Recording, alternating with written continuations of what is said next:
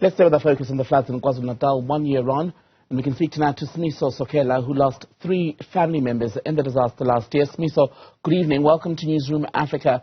How are you doing? I'm okay.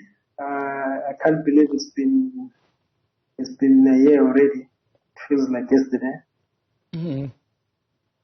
And when you say it feels like yesterday, I would imagine that to you, many of us had moved on from the tragedy because we were not directly affected by it. But if you lost 3 loved ones, I'd imagine that the memory of that day is a recurring one and something you think about often. Am I right? Something we think about often, yes, and it just keeps coming back, especially like how we're touching on the story of that lady who's passed away because of the holes that were left on the roads, or those roads that had not been filled as yet. Such stories and such things are triggers of what happened last year. So yeah, it's not an easy time. It's like a reminder. Birthdays are better because you're celebrating a birthday, but a year later of someone passing, it's just not. Yeah, it's just one of those things.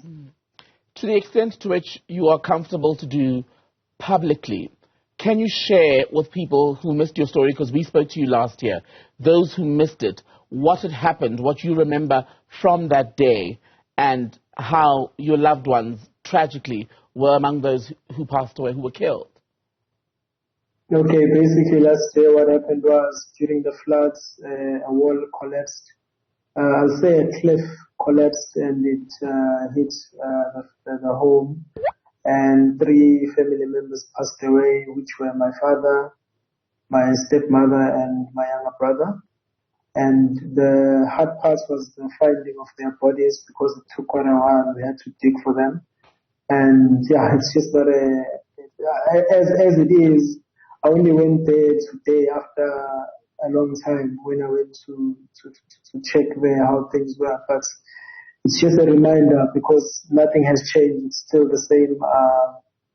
Still in the same condition. Obviously, there's no flowing of water, but yeah, that's basically what happened during the floods. Yeah, so that's more or less what happened. 3 of them passed away around the same time. Yes. And what was it like to be there, to be back there for the first time today? Yes, there's still been no progress as far as fixing the area, if I'm right. But at an emotional level, what was it like? At an emotional level, honestly, the reason I went there is because I had received communication from the team, and for me, it was like, okay, let me go and check. Emotionally, it wasn't something, there's those things that you just suppress. So it was just something that you don't really look at, but obviously, I wouldn't want to come on television and tell people incorrect information. Imagine me saying, no, everything is still the same. Then next thing it was fixed, but it wasn't. And emotionally, it just brings back everything flashing, especially around that time. I remember when I went to the mortuary, because the mortuary had no water, because some pipes were cut. The bodies were more or less the same as how we had found them during the floods. So that for me it was my first time even being in a mortuary. So having to identify the 3 bodies and looking at how the condition they were in from previously, so it did show that the number of people that passed away around that time, it was just a huge number, and the capacity to handle such wasn't there. And so for me, it's just all of those memories just kept flying back as soon as I started thinking about it thoroughly. And obviously, it is a time to think about it because it's been a year ever since it happened. So it does come flashing back as memories, as well as like a nightmare in a way, because it's been a while. So, and it was a very traumatic experience. Yes. And how have you been dealing or processing the trauma and the grief of what you went through? I think because of when such things happen, you can never say you prepare for them.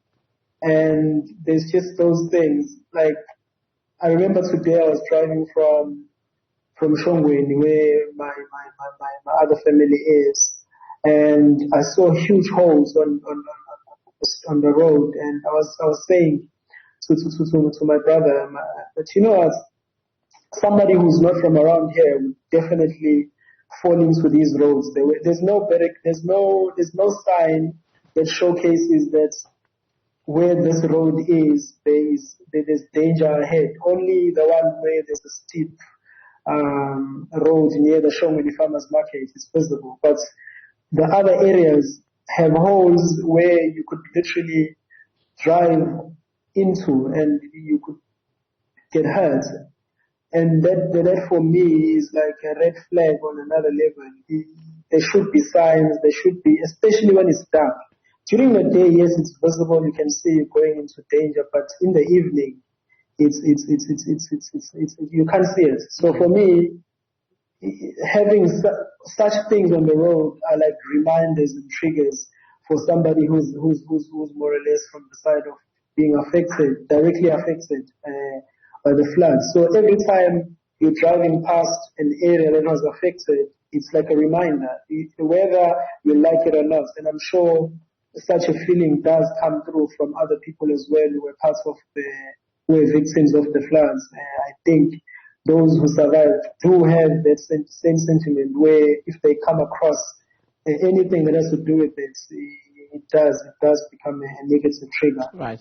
And how would you assess the official response? By official, I mean from government and emergency services, from the day that your family and others were making those calls to try and get help for loved ones who'd gone missing and later were found to have died, to what you're talking about now, the delay in fixing what was damaged and marking areas where there is still a clear danger to people?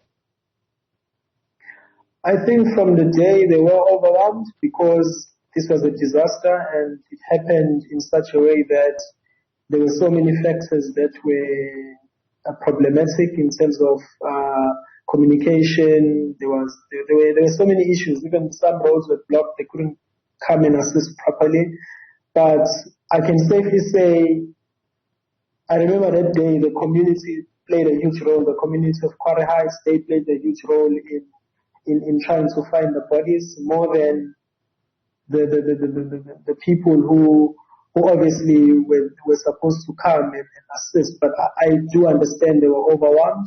And from a perspective of this having happened a year ago, I remember around the time we used to receive a lot of phone calls, people trying to confirm banking details, saying there will be money paid out. Even in the community, there are people who think we were paid for during the floods. They think we were paid to actually bury some of the family members and so forth, of which is not the case. But now, obviously, if people assume so, if whatever you do, I'm an entrepreneur. So for me, when somebody sees me doing something, they start thinking it's the money from the floods. And I did hear that the funds were only released last week for some of the to work with some of the flood issues and whatnot. And for me, from a government point of view, I really think if you're not directly affected by such, it's easy for you to not act as fast as you should, and it's easy for you not to push whichever buttons you should push to try and make sure that such roads are repaired quicker. This thing of having people talk different stories, to say, no, we're waiting for this, we're waiting for that. At the end of the day, it's not just about the people living in that community. Imagine an official trying to travel in some of these roads to deal with something else and they fall in there. That means they would be also in danger. So it's not about the people in that community who are living there. It's also about the general safety of different people. And I think they should, after this incident that has happened in Newzroom, I really think they should revisit some of these areas and ensure that they put more barricades or concrete barricades, because I do understand that they might put the barricade there if there's wind and if there's any form of extra hand, it will fall into there and it won't be able to be visible enough. But I think they should. It should be like construction sites where it's very really visible and you can see from a mile away that, hey, okay, there's danger that side, and you wouldn't just go and end up having such a tragic thing that has happened to that lady. Smiso Sokhela, thank you so much for speaking to us about what was a horrific experience, a horrific loss for you, and all of the best as you continue with your healing. Thank you very much. Smiso, a survivor of the floods last April in KwaZulu-Natal, lost his father, stepmother, and a sibling as houses were destroyed by floodwater and mudslides around this time in 2022.